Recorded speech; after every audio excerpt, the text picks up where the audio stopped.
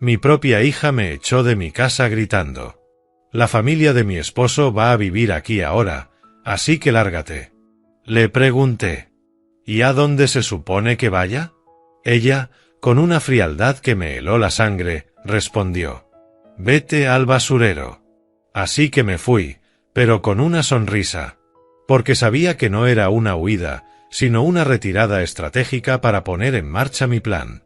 Y en menos de una semana, ellos lo perdieron todo, la casa, el dinero y la felicidad. Antes de continuar, suscríbete al canal, dale like al vídeo y cuéntanos en los comentarios desde dónde nos estás escuchando. El teléfono sonó justo cuando terminé de lavar los platos del almuerzo.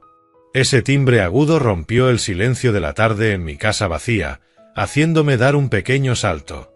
Aún con las manos húmedas, me acerqué y vi en la pantalla el número de Charlotte. Mi corazón dio un vuelco, no me llamaba desde hacía 2 meses. Papá, su voz sonaba distinta, más dulce de lo habitual. Espero no interrumpir nada importante. Charlotte, cariño, no pude ocultar mi emoción. Tú nunca interrumpes. Es tan bueno escuchar tu voz. Se rió, pero había algo en esa risa, sonaba ensayada. Tengo una sorpresa para ti. Esta noche iremos a verte, Michael, yo y sus padres. Queremos conversar contigo. Dejé el paño de cocina a un lado. Mi mente de ingeniero empezó a calcular automáticamente. ¿Esta noche? ¡Qué maravilla! Hace tanto que no los veo. ¿Quieres que prepare la cena? Podría comprar ese vino que te gusta, el Pinot Noir de aquel pequeño viñedo que visitamos. No te preocupes por la comida, papá, su tono se volvió más firme. Solo prepárate para recibirnos a las 7. Es importante. Algo en su voz me hizo dudar, pero la soledad pudo más que mi cautela. Por supuesto, cariño. Me aseguraré de que todo esté perfecto.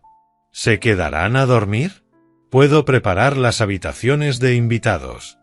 Ya veremos cómo va la noche, me cortó suavemente. Tengo que colgar, pero nos vemos a las 7 en punto. La llamada terminó antes de que pudiera hacer más preguntas. Me quedé con el teléfono en la mano, repasando sus palabras. Una sorpresa. Una conversación. Sonaba demasiado formal, pero quizá, después de todo, estaba lista para acortar la distancia que había crecido entre nosotros desde que su madre murió. Quizá, por fin, llegaría la reconciliación que tanto había esperado. Miré mi reloj, 2:45 de la tarde. Me quedaban poco más de 4 horas para preparar todo. De repente, la casa se sintió llena de posibilidades. Recorrí cada habitación con nuevos ojos, imaginando cómo las vería Charlotte. La sala necesitaba pasar la aspiradora. El baño, toallas limpias. Me moví con la precisión sistemática que me había acompañado en mis 40 años como ingeniero. Primero fui al supermercado de la avenida Cedar. El aire de marzo estaba fresco, anunciando la primavera, pero con el filo del invierno aún presente. Elegí un ramo de narcisos amarillos, sus flores favoritas desde niña, y una botella del Pinot Noir que había mencionado en Navidad. En la panadería encontré tartaletas de chocolate individuales, las mismas que me pedía insistentemente en nuestras escapadas de fin de semana a Powell's Books. Ya en casa, coloqué las flores en el jarrón de cristal de mi esposa, el que Charlotte siempre había admirado. La luz de la tarde, entrando por la ventana de la cocina, las hacía brillar como pequeños soles. Puse la mesa del comedor con la vajilla buena, esa que reservábamos para ocasiones especiales que cada vez eran menos. Mientras limpiaba la encimera, me descubrí tarareando, algo que no hacía desde hacía meses. La casa estaba diferente, como expectante. Saqué los viejos álbumes de fotos, pensando que podríamos mirarlos juntos. Charlotte con 5 años, con los dientes separados y sonriendo en su vestido amarillo. Charlotte a los 16, rodando los ojos a mi cámara pero sonriendo al final. Charlotte el día de su boda, radiante en seda blanca. Me detuve en esa última imagen. Michael estaba a su lado, apuesto en su smoking alquilado, pero su sonrisa siempre me había parecido hueca. Sus padres, Robert con su sonrisa ensayada de hombre de negocios y Margaret con su perpetua expresión de desaprobación. Nunca me aceptaron del todo, yo, el simple ingeniero que se había hecho a pulso. Pero esta noche sería diferente. Esta noche seríamos familia. Me duché y me puse mi mejor camisa casual, la azul que Charlotte decía que resaltaba el color de mis ojos. En el espejo vi a un hombre que intentaba lucir más joven que sus 62 años. La esperanza iluminaba mi rostro. El cabello canoso, bien peinado. La expresión, optimista. A las 6:30 hice un último repaso. La casa olía a limpiador de limón y flores frescas. El vino reposaba en la aparador. Las tartaletas de chocolate esperaban en platos de porcelana. Todo listo para la sorpresa que mi hija había planeado. Me acomodé en mi sillón favorito, junto a la ventana, vigilando si aparecían faros en la calle Maple. La anticipación se sentía como la mañana de Navidad, esa deliciosa tensión de esperar que algo bueno ocurra. Afuera, las farolas empezaban a encenderse mientras caía el atardecer. Faltaban minutos para las 7. Escuché portazos de coche afuera. Me miré una última vez en el espejo del pasillo, alisando mi cabello. A través del vidrio esmerilado distinguí 4 siluetas acercándose a mi puerta. El corazón me latía con fuerza. Abrí antes de que pudieran llamar, con una sonrisa que esperaba fuera acogedora. Charlotte. Michael. Charlotte estaba en el umbral, con un abrigo negro que la hacía parecer de luto. Su rostro serio, distante. Sin sonrisa. Sin abrazo. Hola, papá. Su voz ya no tenía el calor de la llamada. Michael pasó delante de ella, con un fuerte olor a alcohol. Sus ojos inyectados en sangre, su mandíbula apretada con agresividad. Detrás, Robert y Margaret Miller se plantaron como guardias en la entrada, con sus abrigos caros. Pasen, pasen. Preparé la cena. Abriré ese vino que tanto les gusta. No nos quedaremos a cenar, interrumpió Margaret, entrando sin invitación y observando todo con mirada crítica. Tocó el jarrón de cristal de mi esposa con desdén. Flores baratas. Parpadeé, confundido. Son los narcisos favoritos de Charlotte. Papá, tenemos que hablar. Charlotte al fin me miró, pero sus ojos eran fríos como la lluvia de enero. Siéntate. Robert sacó su teléfono y empezó a fotografiar mi cocina, mi comedor. El clic de la cámara sonaba mecánico. ¿Qué está haciendo? Pregunté, atónito. Valorando la propiedad, respondió Margaret, como si fuera lo más natural. Se sentó en el sillón favorito de mi esposa, como si fuera suyo. Ahora la familia de mi hijo vivirá aquí, así que lárguese, dijo con tono cortante. Las palabras me golpearon como un puñetazo. Me aferré al respaldo del sofá. ¿Qué? No entiendo. ¿A dónde se supone que vaya? Esta es mi casa. He vivido aquí 30 años. La voz de Charlotte me atravesó como hielo. Vete al basurero, si quieres. Necesitamos esta casa. Michael dio un paso hacia mí. Su aliento, cargado de whisky, me golpeó en la cara. Ya hemos arreglado todo con la policía. No causes problemas. Clavé la mirada en mi hija, buscando en su rostro algún rastro de la niña que crié, de la mujer que amé sin condiciones. Nada. Me miraba como si fuera un extraño. Peor aún, como si fuera un estorbo. Charlotte, cariño, no entiendo qué está pasando. ¿Es por dinero? Si necesitas ayuda, te vas esta noche, intervino Margaret con voz cortante, sin dejar espacio para discusión. Te damos 1 hora para empacar lo esencial. Sentí que las piernas me fallaban y caí desplomado en el sofá. Mi mente daba vueltas. En la mesa del comedor, la tartaleta de chocolate seguía intacta. El vino respiraba inútilmente en su decantador de cristal. Todo lo que había preparado con tanta ilusión ahora parecía burlarse de mí. Esta es mi casa, susurré. Robert Miller terminó de tomar fotos y guardó su teléfono. Ya no lo es. Charlotte es nuestra nuera. Y la familia cuida de la familia. La ironía no se me escapó. Miré a mi alrededor. 4 décadas de recuerdos, la vida que construí junto a mi difunta esposa, el hogar donde cría a Charlotte con tanto amor, y ahora ellos estaban ahí, en mi sala, como invasores repartiendo mi vida. Volví a fijarme en el rostro de mi hija.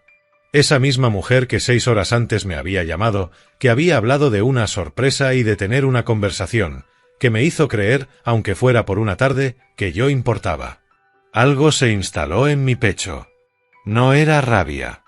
No todavía. Era algo mucho más peligroso, cálculo. Está bien, dije en voz baja. El silencio se hizo pesado. Esperaban lágrimas, súplicas, desesperación. Las cejas de Margaret se arquearon. La postura agresiva de Michael titubeó un instante. Me levanté, fui al armario y saqué mi viejo maletín de cuero. Voy a empacar unas cosas. La tensión entre nosotros se estiró como un cable a punto de romperse. Ellos esperaban que me derrumbara, que suplicara, que me encolerizara. En cambio, me moví hacia mi habitación con la precisión metódica que me había acompañado durante mis 40 años como ingeniero. Saqué mi maleta gastada del estante del armario. El cuero estaba cuarteado, pero los cierres aún funcionaban perfectamente. Cada cosa en su sitio, cada elemento con un propósito. Está bien, me iré. Mi voz, sorprendentemente, sonó calma y medida. Pero recuerden algo, he sido ingeniero toda mi vida. Sé cómo construir cosas. Doblé mis mejores camisas con precisión mecánica. Y también sé cómo derribarlas. Charlotte se removió incómoda. ¿Qué quieres decir con eso? Levanté la vista por primera vez desde que llegaron y la miré directamente a los ojos. Nada, hija. Solo deseo que sean felices en su nueva casa. Desde la sala, la voz de Margaret se alzó, afilada y triunfante. Por fin está entrando en razón. Seguí empacando. Saqué del archivador los extractos bancarios, pólizas de seguro, la escritura de la casa, aunque ya no supiera qué utilidad tendrían. Junto a ellos, mis certificados de ingeniería y referencias profesionales, 40 años de documentación impecable. Charlotte se quedó en el umbral observándome trabajar. Quizá, en algún rincón de su conciencia, sintiera culpa. Pero cuando Michael la llamó desde la cocina, se dio la vuelta y se fue. Guardé para el final la fotografía de Ellen, tomada en nuestra cena de aniversario hace 3 años. Su sonrisa irradiaba un calor que parecía imposible en esta casa fría, ahora llena de extraños que compartían mi sangre. 20 minutos. Eso fue lo que tardé en empacar toda una vida. Pasé con la maleta por la sala. Mi familia, o mejor dicho, mi exfamilia, me observaba como buitres atentos a un animal moribundo. Robert había retomado las fotografías, ahora centrándose en las piezas más valiosas.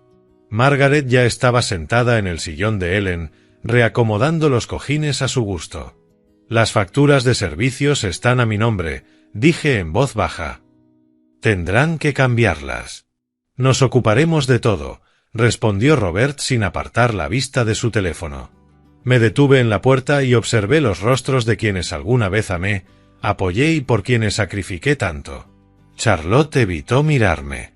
Michael, tambaleante, se servía el vino que yo había abierto para celebrar. Margaret estudiaba la colección de cristal de mi esposa con mirada calculadora. Bueno, ajusté el agarre en el asa de la maleta. Supongo que esto es un adiós. Nadie respondió.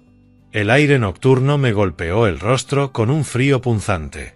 Marzo en Portland todavía conservaba el último aliento del invierno, pero esa frialdad parecía despejarme la mente. Metí la maleta en el maletero de mi Honda, el coche que Ellen y yo habíamos comprado juntos hacía 5 años.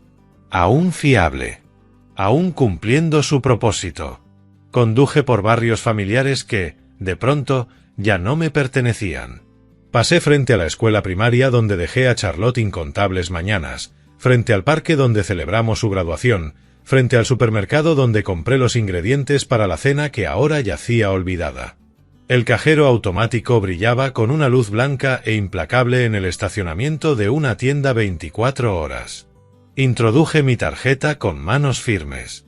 Consulté el saldo de mi cuenta, mi pensión, la seguridad social. Décadas de ahorro cuidadoso. No era millonario, pero tenía más de lo que ellos imaginaban. El Sunrise Inn quedaba en una avenida comercial, a unos 15 minutos de mi antiguo vecindario. Un hotel económico, pero limpio. La recepcionista, una joven con ojos cansados, me registró sin hacer preguntas. Pago en efectivo para 3 noches. Habitación 237. La habitación olía a limpiador industrial para alfombras y tenía lo justo para sobrevivir: cama individual, mesa pequeña, televisor, baño con toallas finas y jabones diminutos. Me senté en el borde de la cama y abrí mi portátil. Era hora de resolver un problema. La luz de la mañana entró filtrada por las cortinas finas del motel, dura y extraña. Por un momento, olvidé dónde estaba. Luego, el recuerdo de la traición de ayer me golpeó como un cubo de agua helada. Encendí el portátil y entré a mi banca en línea. Los números aparecieron estables en la pantalla: pensión, seguridad social, décadas de ahorro. Suficiente para lo que necesitaba hacer. Luego accedí a la cuenta conjunta que Charlotte y yo habíamos abierto cuando tenía 16 años, su primera cuenta corriente. Mi nombre aún figuraba como cotitular. Ella probablemente había olvidado que existía. El saldo me arrancó la primera sonrisa en 24 horas. 30 años, di y di sin parar, murmuré en la habitación vacía. Es hora de recuperar lo que me pertenece. Cerré el portátil y me duché en el estrecho baño del motel. El agua caliente se sintió como claridad pura. No más confusión. No más sentimientos heridos. Solo precisión de ingeniero aplicada a un problema muy concreto. A las 9:30 ya estaba en los pasillos iluminados con fluorescentes de Techmart. La joven dependienta, con el cabello teñido de morado, apenas levantó la vista de su teléfono. Necesito un teléfono prepago, le dije. Algo básico. Y una laptop barata para viajes. Me condujo hasta la pared de electrónicos, señalando opciones con aburrimiento profesional. Escogí un sencillo teléfono de tapa y un portátil básico. Todo pagado en efectivo. Sin tarjetas. Sin rastro digital que me vinculara a Norman Ross. ¿Va a montar una oficina en casa?, preguntó mientras registraba la compra, intentando hacer conversación. Trabajo remoto, respondí. Consultoría. Casi la verdad. La oficina inmobiliaria estaba en una casa remodelada sobre Division Street. Sara Martínez, según su placa de escritorio, levantó la vista de la computadora con la sonrisa brillante de quien vive de comisiones. ¿En qué puedo ayudarlo hoy? Necesito un departamento modesto. Un dormitorio. Si es posible, con contrato mes a mes, me senté frente a su escritorio. Trabajo en línea, así que necesito buen internet. Sus dedos volaron sobre el teclado. ¿Rango de presupuesto? Le di una cifra que hizo que su sonrisa se ensanchara.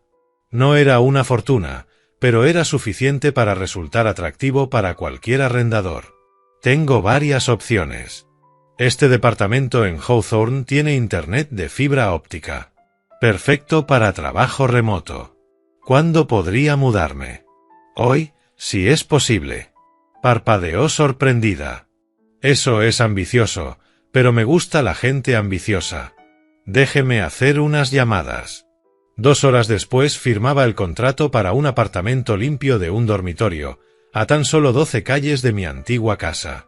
Lo suficientemente cerca para vigilar, lo bastante lejos para evitar encuentros accidentales. Sara me entregó las llaves con eficiencia profesional. El internet debería estar activo mañana por la mañana. ¿Algo más que quiera saber sobre el vecindario? Solo dónde encontrar buen café. Se rió y me recomendó 3 cafeterías a las que podía ir caminando. El departamento olía a pintura fresca y a alfombra industrial. Las habitaciones vacías resonaban con posibilidades. Dejé la maleta en el dormitorio y puse mi nuevo portátil sobre la encimera de la cocina. El sol de la tarde se filtraba por las ventanas limpias, iluminando partículas de polvo que danzaban como pequeñas ideas tomando forma. Encendí la laptop y comencé a hacer listas, recursos disponibles, plazos necesarios, información pendiente, objetivos de la fase 1. Afuera, Portland vibraba con la rutina de la gente común. Adentro, yo comenzaba a construir algo extraordinario, algo que ellos nunca verían venir. Saqué mi teléfono viejo y busqué los datos de Charlotte, su número del trabajo, el celular de Michael, la dirección de la familia Miller, que ahora era mi antigua dirección. Tanta información. Tantas vulnerabilidades. Troné los nudillos y comencé a escribir. El miércoles por la mañana me recibió con la misma precisión metódica que siempre apliqué a mis proyectos de ingeniería. Durante la noche, mi apartamento se había transformado en algo parecido a un centro de operaciones. 4 carpetas Manila estaban perfectamente alineadas en la mesa de la cocina, cada una con un nombre: Charlotte, Michael, Robert, Margaret. Abrí la computadora y comencé a anotar lo que ya sabía. La dirección del trabajo de Charlotte, sus lugares favoritos para almorzar, sus rutinas predecibles. El sitio de construcción donde trabajaba Michael y sus patrones después del trabajo. La dirección temporal de los Miller, que no era otra que mi antigua casa. Pero quedaban vacíos. Necesitaba detalles, puntos débiles, zonas de presión. El jueves por la noche me encontré tomando un ginger ale en la barra del Riverside Casino. La camarera, una mujer parlanchina llamada Linda, con raíces grises asomando en el cabello, mantenía la conversación tan fluida como las bebidas que servía. «Ese tal Michael viene mucho por aquí», dije, señalando hacia las mesas de blackjack donde mi yerno se encorvaba sobre las cartas. «Oh, sí», Linda siguió mi mirada. «Ha perdido bastante dinero en las últimas semanas. Dice que pagará cuando venda una casa».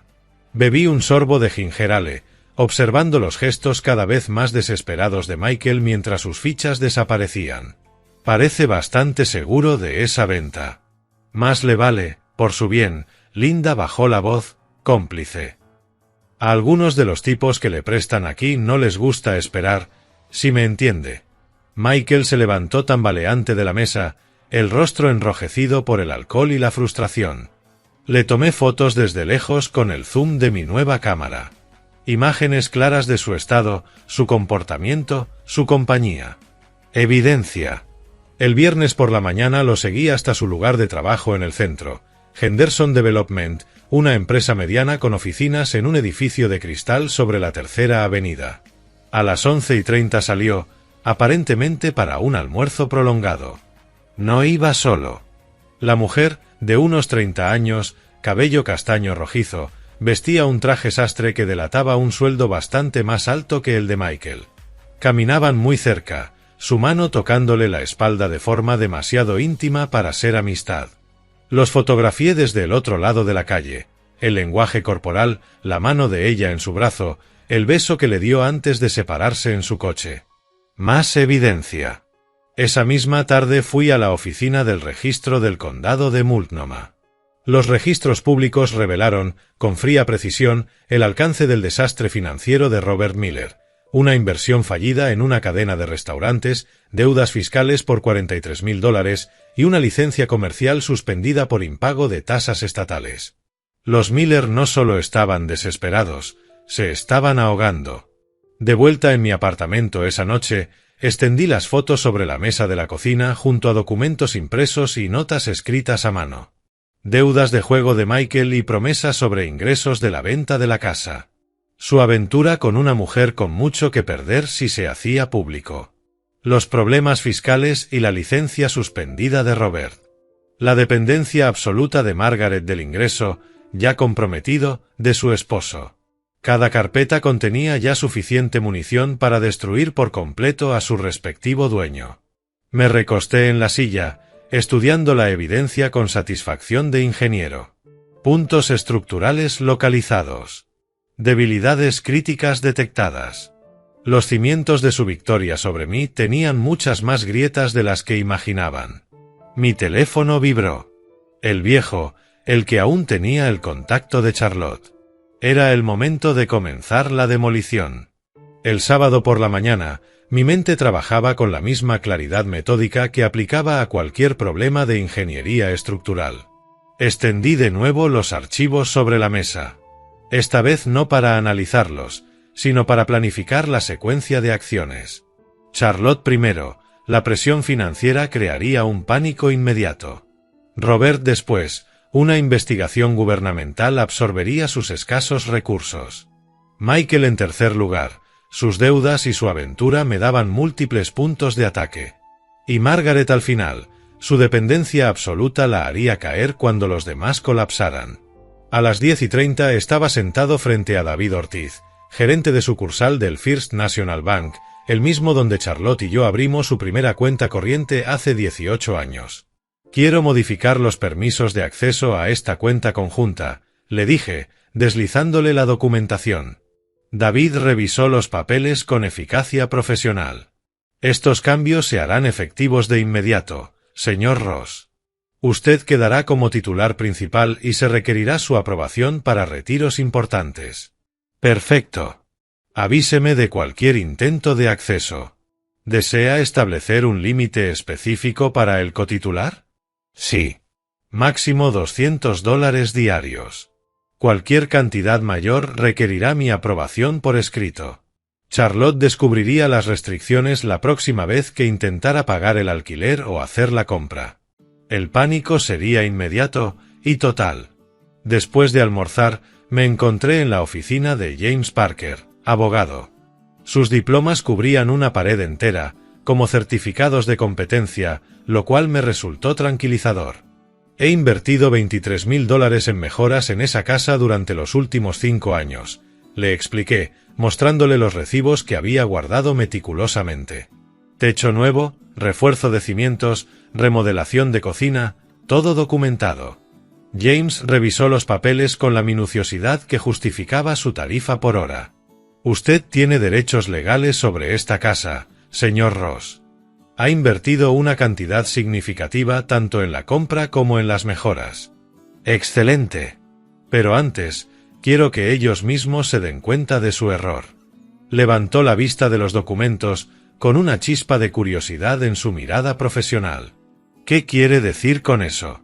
Se quedaron con mi casa pensando que yo era indefenso. Prefiero que descubran por sí mismos lo equivocados que estaban, antes de que tome acciones legales. Es un enfoque interesante, pero su posición legal es sólida para actuar cuando lo decida. Perfecto. Me pondré en contacto cuando llegue el momento adecuado. Mi última parada fue el edificio del Departamento de Hacienda de Oregón, en Commercial Street. La funcionaria, una mujer de unos 50 años con aspecto cansado, recibió mi sobremanila sin mostrar interés alguno. Presentación anónima sobre posibles irregularidades fiscales, indicaba. Sí. Robert Miller, empresario, confirmó ella mientras revisaba el contenido. Documentación de ingresos no declarados, deducciones cuestionables y licencias comerciales suspendidas. Selló el sobre y lo colocó en una bandeja marcada como investigación requerida.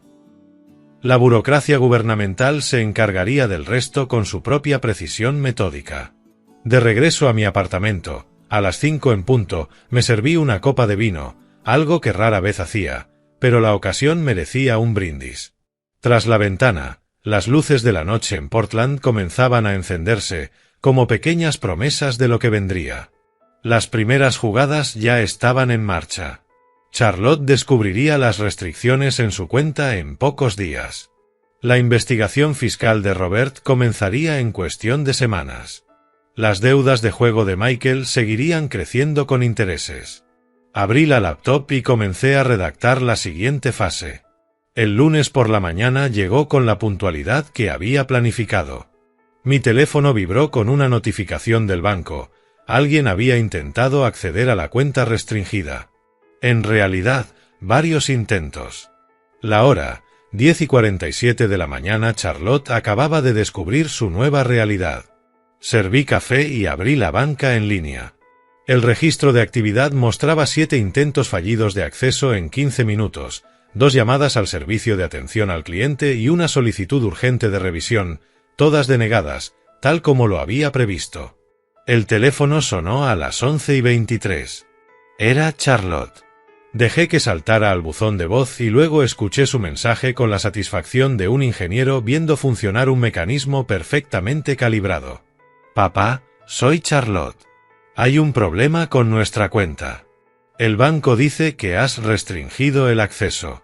Por favor, llámame enseguida. Esto tiene que ser un error. La segunda llamada llegó a las 11:41, más desesperada. Papá, ¿dónde estás? No puedo pagar el alquiler. No puedo comprar comida. Mi tarjeta fue rechazada en la cafetería delante de mis compañeros de trabajo.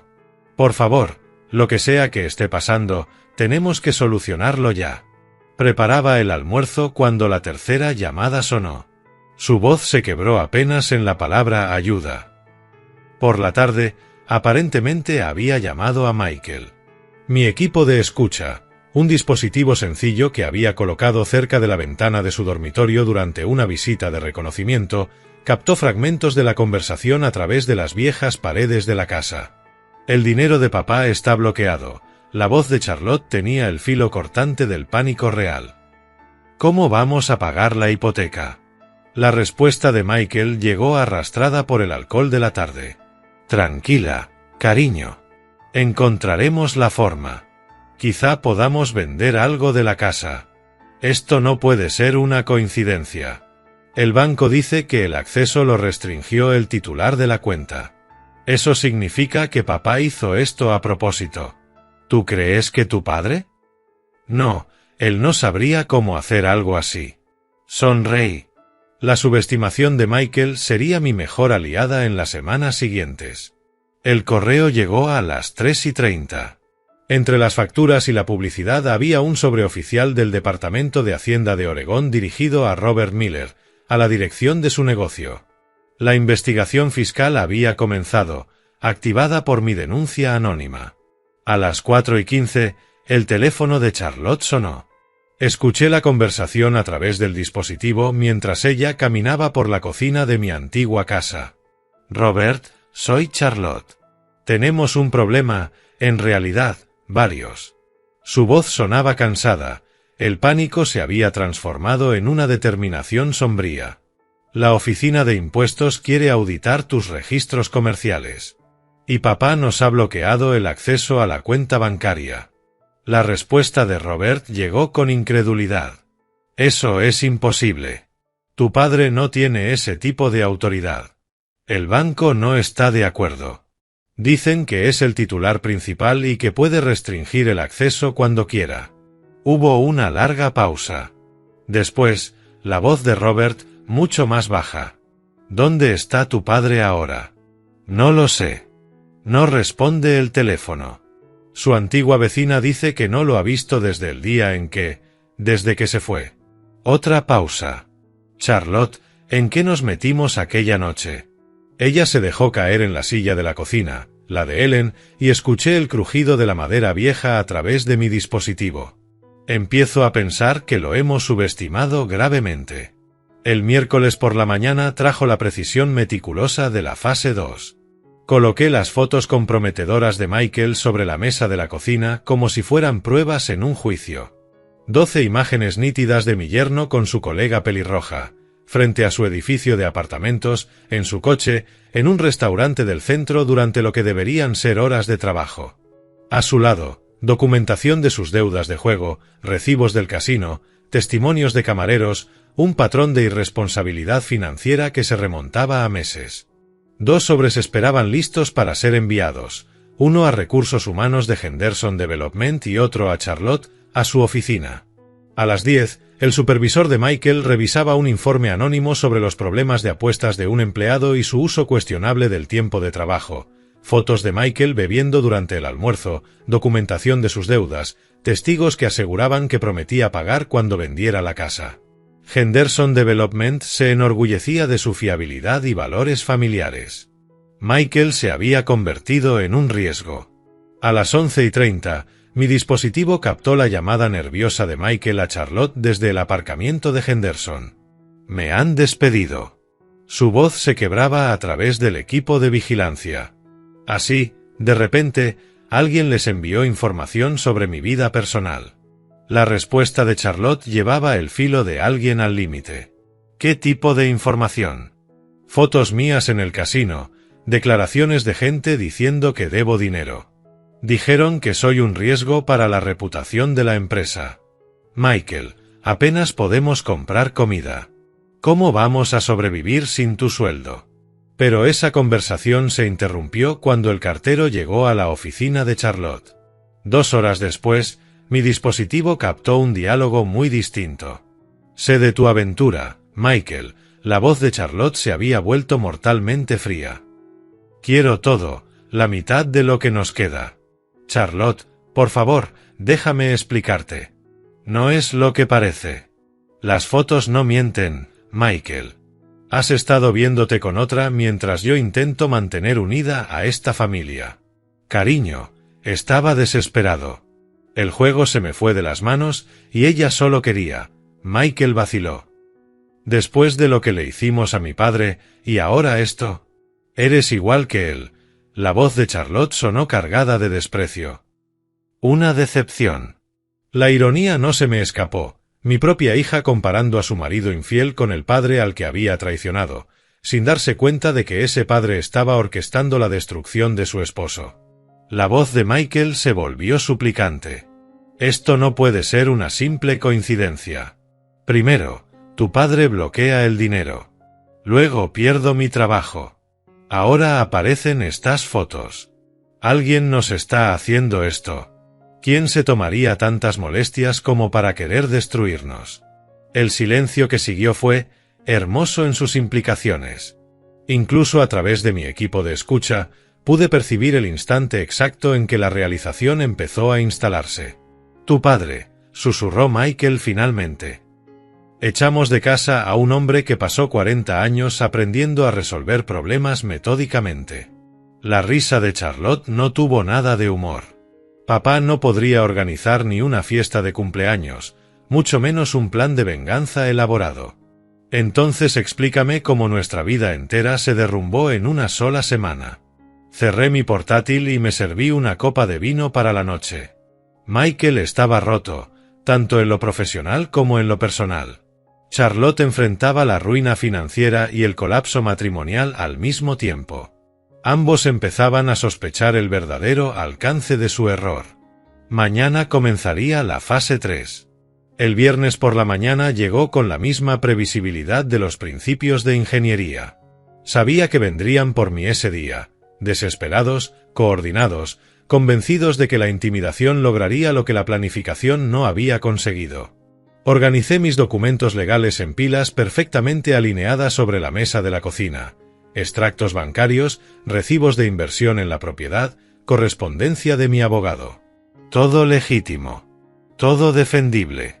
A las 10:30 llegó el golpe en la puerta. El oficial Davis estaba en el umbral con la expresión cansada de quien atiende un caso doméstico más. Detrás de él, en el coche patrulla, pude ver a Margaret Miller con el rostro endurecido por la expectativa de victoria. Señor Ross, hemos recibido una denuncia contra usted. Su tono era profesional, pero cargado de escepticismo. La familia dice que los ha estado amenazando y que quieren que los deje en paz. Abrí la puerta de par en par y señalé la documentación perfectamente ordenada. No he infringido ninguna ley, agente. Solo estoy protegiendo mis derechos legales como titular de una cuenta y como inversor en una propiedad. Davis examinó la correspondencia bancaria, las cartas de mi abogado, los recibos de inversión. Su expresión pasó de la preocupación oficial a un leve fastidio. Todo esto parece legítimo. ¿Exactamente de qué lo acusan? De restringir el acceso a mi propia cuenta bancaria. De consultar a un abogado sobre mis inversiones inmobiliarias. De reportar posibles irregularidades fiscales a las autoridades competentes. Le entregué la tarjeta de James Parker. Puede verificarlo todo con mi representante legal. 20 minutos después, El oficial Davis entregaba su veredicto a Margaret Miller. No había evidencia de actividad delictiva. No había base para una orden de alejamiento. No había protección policial para personas que enfrentaban las consecuencias legítimas de sus propias decisiones financieras. Aquello arruinó su mañana. Esa misma tarde, Margaret se dedicó a ir de puerta en puerta por mi antiguo vecindario en una campaña unipersonal de destrucción social. «Ese hombre es peligroso», la escuché decirle a la señora Patterson a través de mi equipo de vigilancia. «Está amenazando a nuestra familia y quiere quitarnos la casa». «¿Ha hecho algo ilegal, Margaret?», preguntó la señora Patterson con tono neutral. «Bueno, no». «Entonces quizá deberías hablar con él directamente en lugar de involucrar a todo el vecindario». El resto de sus intentos tuvo el mismo resultado. Vecinos que me conocían desde hacía décadas no se dejaban convencer de que el tranquilo Norman Ross se hubiera convertido, de la noche a la mañana, en una amenaza para la comunidad. Para las 3 de la tarde, Robert Miller había pasado a la vigilancia profesional. Rick Stone, detective privado, estacionó su sedán sin distintivos frente a mi edificio con la sutileza de alguien acostumbrado a casos de fraude de seguros, no a operaciones de venganza metódicas. Lo fotografié desde mi ventana, anotando su matrícula y el teleobjetivo que había montado para vigilar el edificio. Amateur. Yo había anticipado investigaciones profesionales desde el día que me mudé a este apartamento estratégicamente ubicado. Su presencia, de hecho, simplificaba mis siguientes pasos. Que documentara mi rutina, ir al supermercado, a la biblioteca, a las cafeterías. Que gastara el poco dinero que le quedaba a Robert Miller en una vigilancia que revelaría absolutamente nada ilegal. Mi teléfono vibró con un mensaje de James Parker. La familia intentó presentar una denuncia por acoso. Fue desestimada por falta de pruebas. Todas sus actividades siguen dentro de los límites legales. Perfecto. Estaban entrando en pánico, tal como había calculado. Y enemigos desesperados cometen errores previsibles. La familia Miller demostraba ese principio de ingeniería de forma impecable. Su contraataque coordinado no había conseguido nada, salvo confirmar que no entendían en absoluto la situación. Yo no era un pariente enfadado reaccionando con impulsos emocionales. Yo era su oponente sistemático. Y la fase 3 estaba a punto de dejarlo claro. El sábado por la mañana me desperté con un peso inesperado. Me senté, rodeado por las pruebas de mi victoria absoluta. Extractos bancarios que demostraban el bloqueo de Charlotte, fotografías que documentaban la destrucción profesional de Michael, notificaciones de investigación fiscal sobre el imperio de Robert. Todo lo que había planeado había funcionado con precisión de ingeniero. Entonces, ¿por qué me sentía vacío? Mientras organizaba el archivador, encontré un sobremanila que había olvidado empacar. Cartas de Ellen, escritas durante nuestra breve separación hace 40 años, cuando discutimos por la intromisión de su madre en nuestro matrimonio. Abrí la primera carta con manos que recordaban mejor su caligrafía que el sonido de su voz. Mi querido Norman, escribió con su trazo cuidadoso, la ira nos lleva a hacer cosas de las que luego nos arrepentimos. Sé que quieres demostrarle algo a mi madre, pero probar que tienes razón no nos hará felices a ninguno de los dos. Las palabras me golpearon más fuerte de lo esperado. Ellen siempre había visto a través de mis soluciones de ingeniero para llegar al problema humano que había detrás. Incluso cuando estaba furiosa conmigo, nunca perdía de vista lo importante. Leí carta tras carta, cada una impregnada de su suave sabiduría sobre los conflictos familiares y el perdón. En una de ellas escribió: Norman, la venganza nunca hace feliz a nadie. Pero la justicia sí merece ser buscada. Hay una diferencia entre hacer que paguen y hacer lo correcto. Hacer lo correcto. La frase resonaba en mi cabeza mientras conducía hasta el cementerio Riverside. La tumba de Ellen descansaba bajo un viejo roble, con una lápida de granito sencillo que resumía 37 años de matrimonio. No había vuelto desde el funeral, 6 meses atrás, pero ese día necesitaba más su guía que mi orgullo. ¿Qué harías tú, cariño? Pregunté a la lápida, sintiéndome tonto pero también desesperado. ¿Los perdonarías o lucharías por justicia? El viento movió las hojas del roble. Por un instante creí escuchar su respuesta. No era nada sobrenatural, solo recuerdos tan vívidos que parecían conversación real. Ya ganaste, Norman. Saben que no pueden intimidarte. Saben que te subestimaron por completo. Pero destruirlos no traerá nuestra casa de vuelta, ni curará el egoísmo de Charlotte. Pasé los dedos por su nombre grabado en piedra. Los he destruido por completo. Pero no se siente como una victoria. Mi memoria me regaló su risa suave. Porque no eres un destructor, cariño. Eres un constructor. Has pasado 40 años resolviendo problemas, creando soluciones, no eliminando obstáculos. La luz de la tarde se filtraba entre las ramas, calentando el granito bajo mis dedos. Ellen siempre había tenido razón en estas cosas. Ella me había visto con más claridad de la que yo mismo me veía. La diferencia entre mi mente de ingeniero y mi corazón de padre. Hay una diferencia entre hacer que paguen y hacer lo correcto, susurré, repitiendo sus palabras de aquella carta. Esa noche, ya en mi apartamento, volví a desplegar mis documentos legales sobre la mesa de la cocina. Pero esta vez no estaba planeando otra destrucción sistemática. Estaba diseñando un tipo diferente de solución, una que restaurara la justicia sin requerir venganza.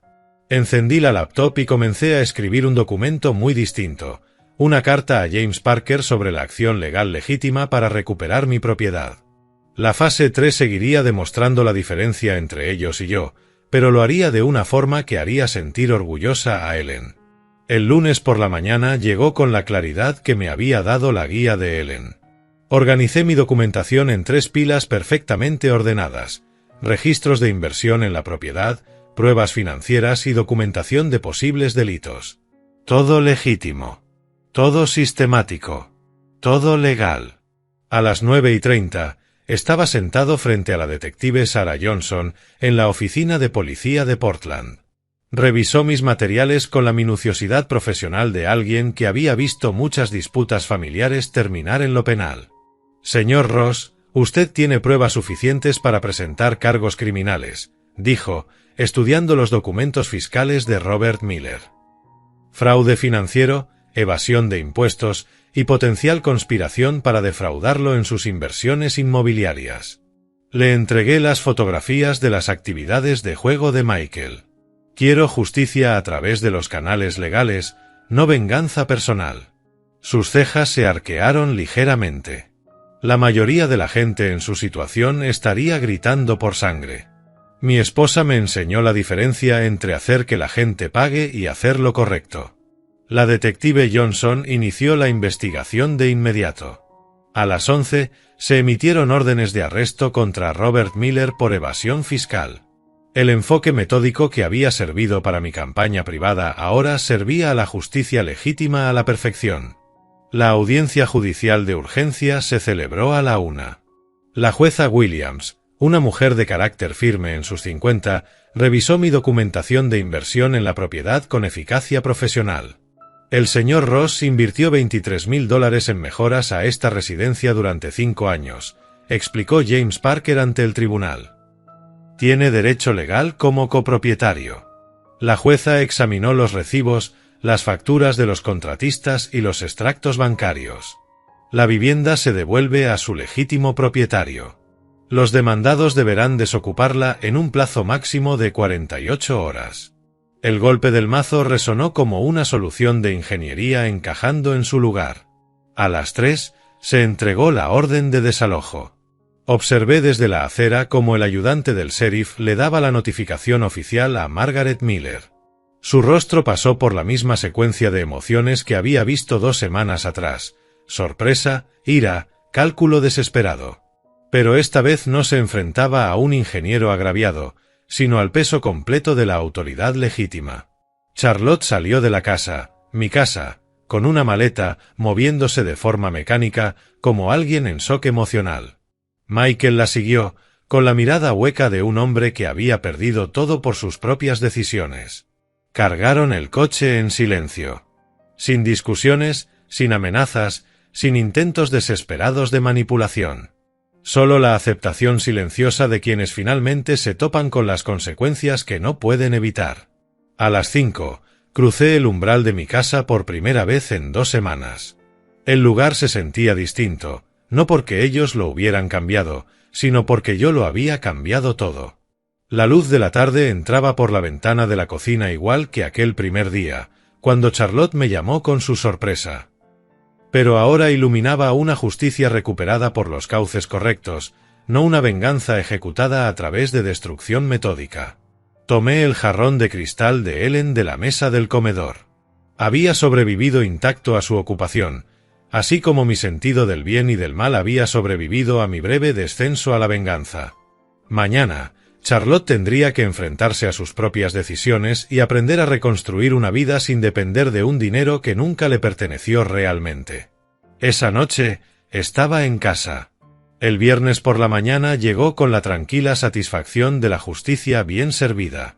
Me detuve en el umbral de mi casa, restaurada legalmente, con una sola maleta y 30 años de dignidad reivindicada. El cerrajero había terminado su trabajo la tarde anterior. Estas eran mis llaves ahora, legal y moralmente. La familia Miller había dejado pruebas de su apresurada salida. Envases de comida en el fregadero, revistas esparcidas por la mesa de centro, la costosa crema facial de Charlotte olvidada en el baño.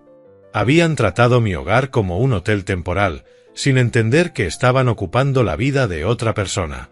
Pasé la mañana borrando sistemáticamente su presencia. No por rabia, sino con la precisión metódica que Ellen habría reconocido. El enfoque de un ingeniero para la restauración, evaluar daños, priorizar reparaciones, ejecutar la solución. La tarde trajo cerraduras nuevas, un sistema de seguridad y flores frescas para el jarrón de cristal de Ellen. La casa empezaba a recordar a quién pertenecía. A las 3, sonó mi teléfono. Era el número de Charlotte. Papá. Su voz carecía por completo de la confianza arrogante que le escuché 3 semanas atrás. ¿Podemos hablar? Pensé en colgar. Luego recordé la lección de Ellen sobre la diferencia entre justicia y crueldad. Estamos hablando. Yo me equivoqué. Las palabras salían a trompicones, como confesiones arrancadas de heridas profundas. Todo se está desmoronando. Michael ha vuelto a beber.